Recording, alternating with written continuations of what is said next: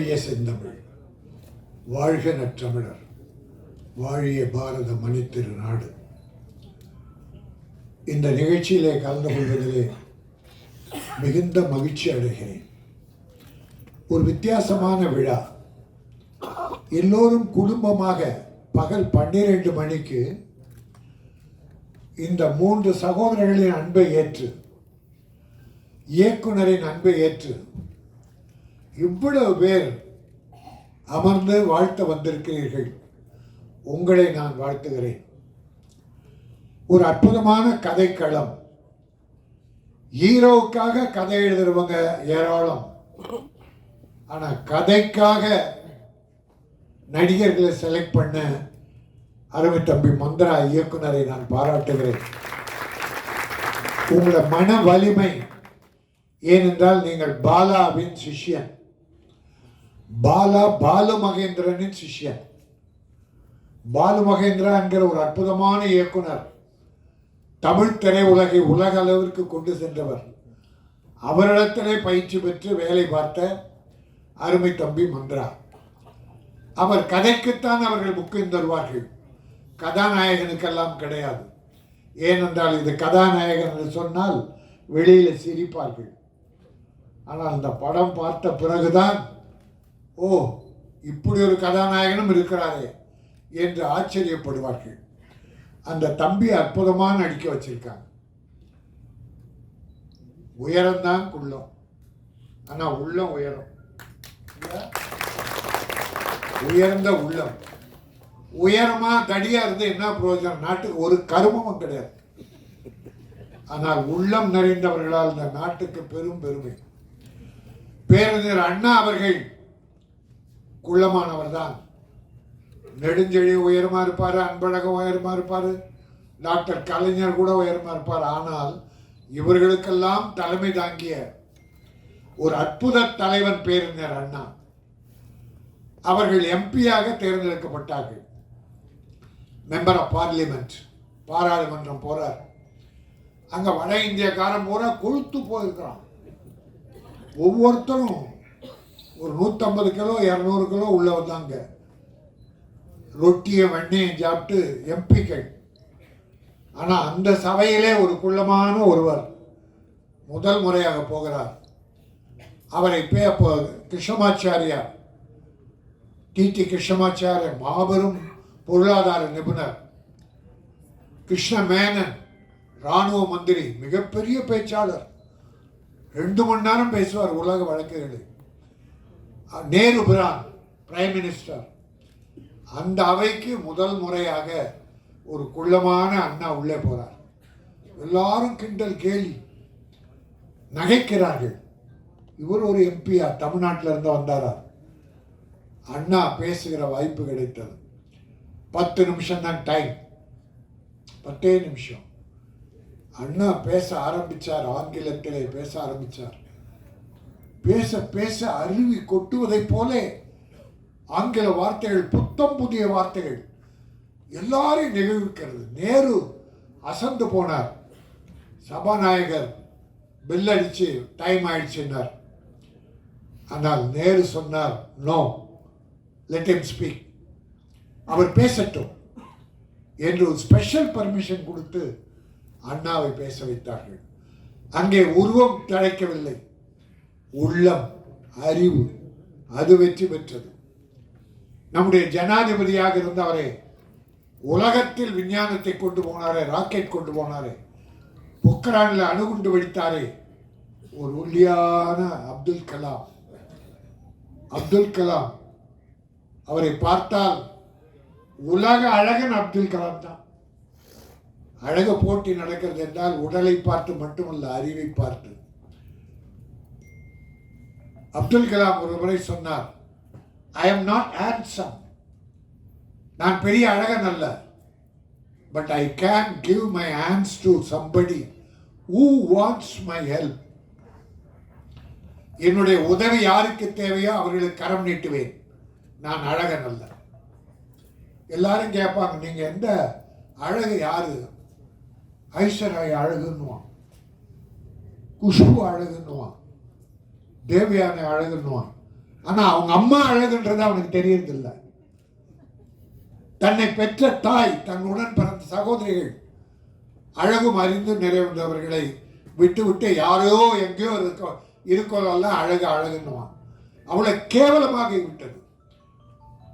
அழகு என்பது உடலில் அல்ல, அவன் செய்கிற தொண்டில், அவனுடைய அறிவில். அப்படித்தான் நாகர்கோவிலில் அது ஊனமற்றவர் என்பதை நம்முடைய டாக்டர் கலைஞர் அவர்கள் மாற்றி ஊனமற்றவர் என்று பேசக்கூடாது, திறனாளிகள் மாற்றுத்திறனாளிகள் என்று சொல்ல வைத்தவர் டாக்டர் கலைஞர் அவர்கள். அப்படி எத்தனையோ மாற்றுத்திறனாளிகள் சாதித்துக் கொண்டிருக்கிறார்கள். முன்ன மாதிரி இல்லைங்க, அந்த வெக்கப்படுறது கூச்சப்படலாம். இந்த பிள்ளைய, சின்ன பிள்ளைய, அவருடைய சகோதரி தைரியமூட்டிய தாழ்வு மனப்பான்மையை குறைத்து அவனை வாழ்க்கையில் வெற்றி பெற செய்கிற அந்த டைலாக் பூரா பிரமாதமான டைலாக், வாழ்க்கையில் நம்பிக்கையை ஊட்டுகிற டைலாக், ஒவ்வொன்றும் அற்புதமான டைலாக். அந்த தம்பி, அதுவும் படம் எடுக்க வந்தவங்க நவீன் சீதாராமன், பாலா சீதாராமன், லெனின் பாபு, 3 பேரும் அண்ணன் தம்பிகள். தம்பி, உங்க குடும்பம் நல்லா இருக்கணும் தம்பி, நல்லா இருக்கணும். அண்ணன் தம்பிங்க 3 பேரும் என்னை பார்க்க வந்தாங்க. ஒருத்தர் ஏதோ ஹாஸ்பிட்டலில் ஒர்க் பண்ணுறார், அப்போலோ ஹாஸ்பிட்டல். ஒருத்தர் வக்கீல், ஒருத்தர் அமெரிக்காவில் நடிக்கிறார், திரையுலகில் தான் இருக்கார். அவர் சொன்ன வார்த்தை, இந்த கதையை அவர் சொன்னார். அந்த ஸ்டோரி டெல்லிங் மெத்தட், அதை சொல்லுகிற விதம் என்னை மிக கவர்ந்தது. அந்த தம்பி தமிழ்நாட்டில் படம் பண்ண போகிறான், என் லட்சியம். அமெரிக்கா எனக்கு முக்கியம் அல்ல, நான் நினைத்தால் மாதத்துக்கு ஒரு முறை தமிழகம் வந்து என் தாய் நாட்டை பார்த்துவிட்டு தமிழை பேசிவிட்டு தான் போகிறேன் என்று அவர்கள் சொன்னார்கள். இந்த கதையை எனக்கு ஒரு 10 லைன் சொன்னார். அவருக்கு அந்த அறிவு திறன் இருக்கிறது, இயக்குகிற திறன் இருக்கிறது. எனக்கு என்ன, இப்படிப்பட்டவங்க வந்தால் தமிழ் சினிமா செழிக்கும். சில புரோக்கர் மாதிரி வந்துக்கிட்டு ஒரு 40% பேர் அடுத்தவனை ஏமாற்றி பிழைக்கிறதுக்குனே சினிமா கெட்டு போனதுக்கு காரணம் இந்த ஒரு 40% ஏதாவது தின்னு எவனாவது ஏமாற்றி எந்த அசிங்கத்தையாவது தின்னு வாழ்ந்தா போதும்னு நினைக்கிறான். அதனால தான் சினிமா கொஞ்சம் கெட்ட பேர். ஆனால் சினிமா லட்சியம் உள்ளவர்கள் இருக்கிறார்கள். அந்த லட்சியம் உள்ளவர்களால் தான் இன்றைக்கு சினிமா போற்றி புகழப்படுகிறது. அதுவும் தமிழ் சினிமா புனிதமானது, அற்புதமானது. அதை கொண்டு செல்கிறவர்கள் நியாயமானவர்களாக இருக்கும். இவர்கள் கூட யாரோ ஒருவரிடம் ஏமாந்து போயிருக்கிறார்கள், பெரும் பொருளை இழந்திருக்கிறார்கள், ஆனால் சளைக்கவில்லை. அவரை பற்றி சொன்னாங்க, ஆனால் ஒரு வேண்டுகோள், அதை பற்றி பேரெல்லாம் சொல்ல வேண்டாம், ஏமாற்றாதீர்கள். ஒரு 10 நாளைக்கு நல்லா இருக்கலாம், அன்னைக்கு உனக்கு சோறு கிடைக்கலாம். அடுத்தவனை ஏமாற்றி பிழைப்பவன் நீண்ட காலம் நன்றாக இருந்ததால் சரித்திரமே கிடையாது. ஆகவே நல்ல சினிமா, அற்புதமான சினிமா. நாம் எத்தனை பேரை வாழ வைக்கிறோம்? இந்த 3 சகோதரர்கள் வந்தார்களே, எத்தனை தொழிலாளிகள் வாழ்ந்திருக்கிறார்கள், எத்தனை கலைஞர்கள் வந்திருக்கிறார்கள். ஆக அப்படி பிறரை வாழ வைப்பதற்காக தான் தயாரிப்பாளர். பல தயாரிப்பாளர் காணாமல் போனார்கள். 300 படம் தயாரிக்கிறாங்கன்னா 280 பேர் காணோம், ஒரு 20 பேர் தப்பிச்சு நிற்கிறாங்க. ஆக அப்படி இருக்கிற சினிமாவில் துணிச்சலோடு இந்த சினிமாவில் நான் வெற்றி பெறுவேன் என்ற நோக்கத்தோடு அண்ணன் தம்பிகள் 3 பேரும் ஒற்றுமையாக இருந்து, அதில் பாலா சீதாராமன் கவிஞர், வழக்கறிஞர் அந்த கவிஞர், 3 அண்ணன் தம்பிகள் ஒன்றா இருந்து கலந்து பேசி காரியம் செய்கிறாங்க. திட்டமிடுதல் அற்புதம், திட்டமிடுதல் அற்புதம். நான் இங்கே ஒன்றை சொல்ல வேண்டும். ஒரு முறை ஒரு விழா நடக்கிற போது எங்களுடைய திரைப்பட தயாரிப்பாளர் சங்கத்தின் பொருளாளர் சந்திரபாஸ் ஜெயின், அவர் ஃபைனான்சியர் அண்ட் ப்ரொடியூசர், இப்போ தயாரிப்பாளர் சங்கத்தில் பொருளாளராக இருக்கார். நல்ல மனிதர், நிறைய படங்கள் 100க்கு மேற்பட்ட படங்கள் ஃபைனான்ஸ் பண்ணியிருக்கார். அவர் ஒரு படம் எடுத்தார், தலைவா. அந்த தலைவா படத்துக்கு ஒரு அப்போ பதவியில் இருந்தவங்க பழி வாங்கினாங்க ஹீரோவை, அது வேற. ஆனால் அவர் மேடையில் சொன்னார், நான் வேற எதையும் பேச வரல, ஒரு அற்புதமான நடிகர் இருக்காரு, அந்த நடிகர் என் படத்தில் தலைவா படத்தில் நடிக்கிறதுக்கு நான் அட்வான்ஸ் 1.5 லட்சம் கொடுத்தேன். பட் அவர் நடிக்க முடியல, அன்னைக்கே அவரால் வர முடியல, நடிக்கலை. ஆனால் 1 மாதம் கழித்து அந்த நடிகர் என்னை தேடி நான் கொடுத்த 1.5 லட்சத்தை இந்தாங்க வச்சுங்க, உங்கள் படத்தில் என்னால் நடிக்க முடியல என்று சொல்லி திருப்பி கொடுத்தவர். அவரை போன்ற நடிகர்கள் நாட்டுக்கு வேணும்னா அவர் தான் தம்பி MS பாஸ்கர். சந்திரபாபு ஜெயின் மேடையில் அது மட்டும் பேசதான் வந்தேன். ஏன்னா இது ஏன் சிறப்பு பெறுதுன்னா, அட்வான்ஸ் வாங்கி நடிக்காமலே வேற படத்துக்கு அதிக சம்பளம் கொடுக்குற படத்துக்கு போயிட்டு இதுக்கு நடிக்க மாட்டான், வாங்கின பணத்தை திருப்பி கொடுக்க மாட்டான். நிறைய நடிகர்கள் எங்கிட்டே 3 நடிகர்கள் ரொம்ப வேண்டியவங்க 2 லட்சம் 1 லட்சம் 3 லட்சம் வாங்கிட்டு நடிக்கலை, கொடுக்கல. கேட்டால் இல்லைண்ணே அந்த டேட்டு எக்ஸ்பைரி ஆகிடுச்சான், தேதியை விற்கிறானுங்க. 3 நாள் டேட் வாங்குகிறோம், அந்த தேதியில் மழையோ வெள்ளமோ ஏதோ வரல, அப்போ நடிக்க முடியல. நான் தான் தேதி கொடுத்தா நீங்கள் நடிக்கலண்ணே, எடுக்கலண்ணே, அதனால் ஃபைனா. பாவி புண்டை கஷ்டப்படுறான், உனக்கு பணத்தை கொடுத்துட்டு சாப்பாட்டுக்கு இல்லாமல் கஷ்டப்படுது குடும்பம். ஒரு இறக்கம் உள்ள கிடையாதா? எவ்வளோ நாள் நல்லா இருக்க போறீங்க அடுத்தவங்க பணத்தை வச்சுக்கிட்டு? ஆகவே ஒரு நல்ல நிகழ்ச்சி எங்கே போகுது ரூட்டு. ஆனால் இந்த மதிமாறன் என்கிற படம் முக்கியமான விஷயம் இப்பதான் இந்த தமிழ் உலகத்தை இசைத்துறையில் உலகளாவில் ஊக்கி செலுத்து சென்ற இசைஞானி இளையராஜாவின் மகன் கார்த்திக் ராஜா. அவருடைய அற்புதமான இசை, 3 பாடல்கள், 2 பாட்டு சின்ன சின்ன பாட்டு, ரே ரெக்கார்டிங். அது அந்த குடும்பத்துக்கு அவர் வழி வந்தவங்களுக்கு ஒன்று நம்ம இப்போ புதுசாக சொல்ல வேண்டியதில்லை. அது பாராட்டு மழை பொழிந்த அதில் நனைந்து கொண்டிருக்கிற குடும்பம். அவர் அப்பாவும் சரி பிள்ளைகளும் சரி. அந்த தம்பி இங்கே ப்ரொடியூசர் ஒத்துழைத்து அற்புதமாக படம் பண்ணி கொடுத்துருக்காரு. அவர் தான் இன்றைக்கு ஹீரோ. அவரை நான் மனதார பாராட்டுகிறேன். இதை விட இன்னொன்று பாராட்ட போகிறேன். இதில் பாருங்க, சால்வே யாருக்கும் போடலை. சால்வை பூச்செண்டு மொத்தையாக கொடுக்குறானுங்க.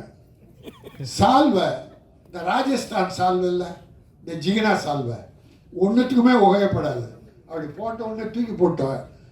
அதை விட நம்ம கைத்தறி துண்டு ஒரு 6 மாதம் உடம்பு துடைக்காவது பயன்படும். தமிழர்கள் நெசவாளிகள் ஈரோடு கோயம்புத்தூர் நம்ம சகோதரன் நெய்யலாம், அதை வாங்க மாட்டாங்க. அந்த ஜிகினா 300-400 வாங்கி போட்டு யாருக்கும் உபயோகப்படாது. ஆனால் இங்கே எதுவுமே இல்லை. நான் பாராட்டுகிறேன். செலவுகளை எப்படி குறைக்கணும்னு சினிமாவில் பாருங்க. என் தம்பி சுரேஷ் காமன் சொன்னான், ஒரு படத்துக்கு என்ன செலவு தேவையோ பண்ணணும். அந்த செலவு பண்ணிதாங்கன்னா அது படத்தில் இருக்கணும். சும்மா மயிரை வெட்டி போடுற மாதிரி நீங்கள் ஒரு 1.5 லட்சம் அடி கட் பண்ணி எடுத்துட்டு 16,000 அடி தான் வைப்பான். 1 லட்சம் பால். பல டைரக்டர் பால் பண்றான் ப்ரொடியூசரை.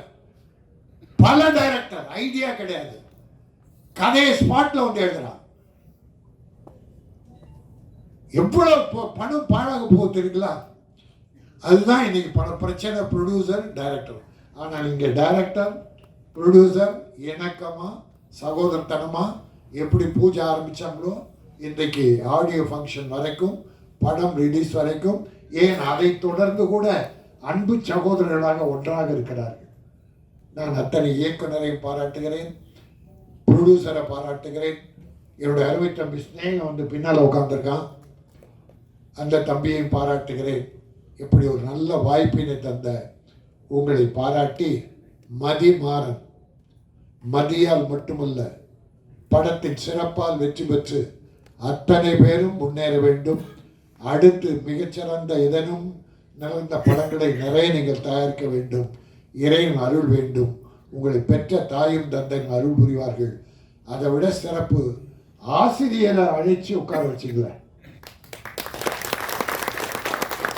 தனக்கு பாடம் கற்பித்த ஒரு ஆசிரியருக்கு இங்கே ஒரு கௌரவம் பண்ணீங்கள, நல்லா இருப்பீங்க. ஏன்னா நான் 17 வருஷம் கார்பரேஷன் ஸ்கூல் டீச்சராக இருந்தேன். அதை விட்டுட்டு ரிசைன் பண்ணி தான் நான் சினிமா துறைக்கு வந்தேன். ஆக எனக்கு ஆசிரியர் தொழில் தான் முதல் பிடிக்கும். ஒரு கண் எனக்கு கல்வி, இன்னொரு கண் கலை. அதனால்தான் காமராஜ் மெட்ரிகுலேஷன் பள்ளியை இன்னைக்கு ஏழைகளுக்காக நான் மன்னார்பேட்டில் நடத்திட்டு இருக்கேன். ஆக நல்ல காரியம் நானும் தொடர்ந்து செய்து கொண்டிருக்கிறேன். உங்களை போன்ற நல்ல தயாரிப்பாளர்கள் நிலைக்க வேண்டும், வெற்றி பெற வேண்டும். வாழ்த்துக்கள்.